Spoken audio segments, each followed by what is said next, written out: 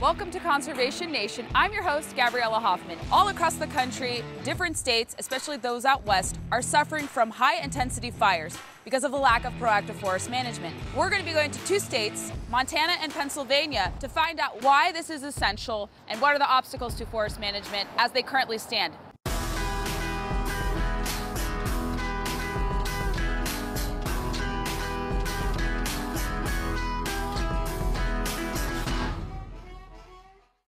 We've been fishing on the Kootenai River. I have had a few really nice bites, almost fish I could take on board, but we haven't mastered it yet, and we're hopefully going to have more ample time to fish until I actually land one. But I've had almost success catching some trout here in Montana. Yep, I have a bite. You got one. That's a nice fish too. Is it still on? Yep.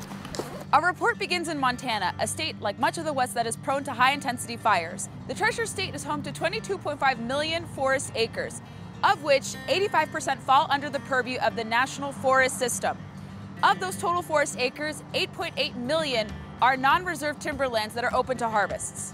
To learn about the Montana model, I spoke to two individuals, Mark Peck, who's with Lincoln County, and also former Interior Secretary Ryan Zinke. Mark explained to us in detail about the Good Neighbor Authority, a multi-collaborative effort that brings together federal, state, and local interests to help advance proactive forest management. Mark, could you explain to viewers what is the Good Neighbor Authority and how it plays a role here in the Kootenai? Essentially what it does is it allows state and local governments to, I guess, almost subcontract for the Forest Service.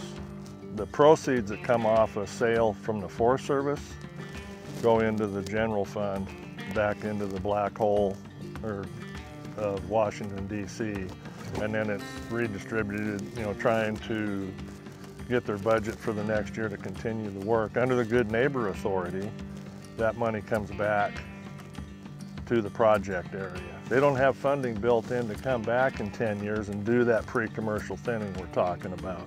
So that's why you see these forests that are just, they came in, they clear-cutted it, reseeded it, and then never touched it. So it's just this overgrown. It'd be like taking your garden and not doing anything with it, and then coming back and trying to do something with it, a year later. If there's no management, then nature takes care of it herself, and that's what we're seeing throughout the western United States, what's going on. Fire is a necessary tool. It's a very healthy thing for the forest, but not under these conditions. And for those areas where we've gone in and done the work, we need to go in and try to get that land back to where it should be.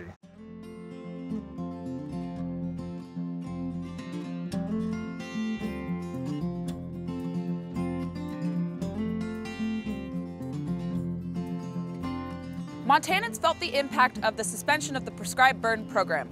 I asked Secretary Zinke what his thoughts were on the suspension of this wildly successful program and if it's going to create further obstacles to forest management. Or what are your thoughts more so on the Forest Service shutting down the prescribed burn program? They say 90% of burns happen outside of summer. Has that impacted the wildfire situation here? Well, it is management, and if you're going to do a burn, let's do it prescribed burn late in the season, rather than having these mid-season catastrophes. And this administration is about no management and ration our park experience. They shut down the permits, so American energy can't compete. Well, Montana spirit, we're pretty libertarian out here. Not liberal, libertarian in that we just don't like to be told what to do. And we really don't like to be told to do from a DC that doesn't understand us. As an example, they believe they can manage the Yellowstone River. They don't even know where it is.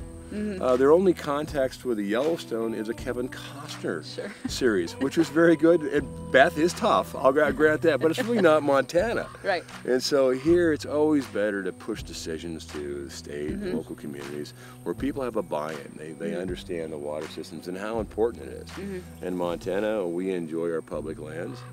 We think we're pretty good at managing them, but what we really don't like is when DC decides to manage for us. We saw a black bear munching on Secretary Zinke's apples in his yard. I think they fell from the tree by the looks of it.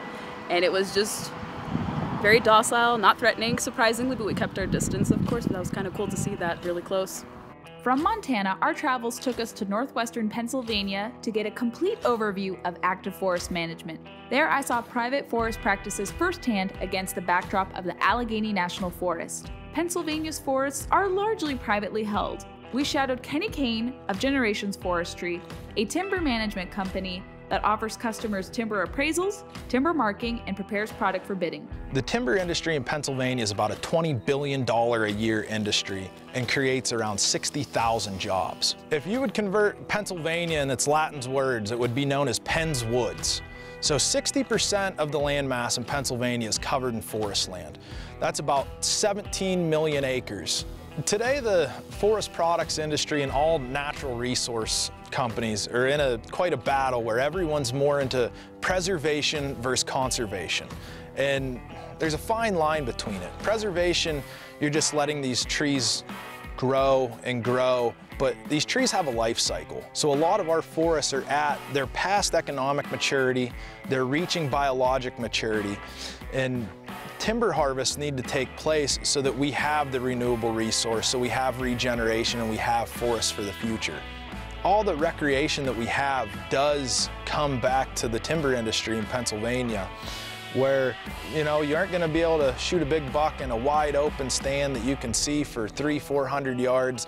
You need to go to the thick, early successional forests where the deer have a place to hide, where they have food. We aren't just extracting a resource, we're creating habitat. Without the timber industry, our outdoor industry, our family heritage of heading to hunting camp with dad is gonna fade away if we aren't managing the forest for the future. When some people think of the logging and the timber industry and forest management, they just think of big machines and pulling logs and making a mess and just getting the product out.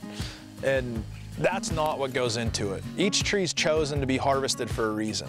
Whether it's unhealthy, whether we know we need to create some openings to get regeneration growing and sunlight on the ground. And we're looking at every environmental impact that that tree will create, from where the logger has to fell the tree, that it isn't disturbing any trout streams or spring seeps. In Pennsylvania, we have a very unique but fairly diverse forest structure. We have many different species growing on the same forest stand, and that's key to growing a healthy forest. Throughout this video, we highlighted 2 states that take proactive forest management seriously, albeit through different means. Will the Biden administration lean on these states for inspiration? Will the federal government finally get serious about cutting red tape to combat high-intensity fires? That remains to be seen. Thanks for watching this episode of Conservation Nation. Stay tuned for our next episode.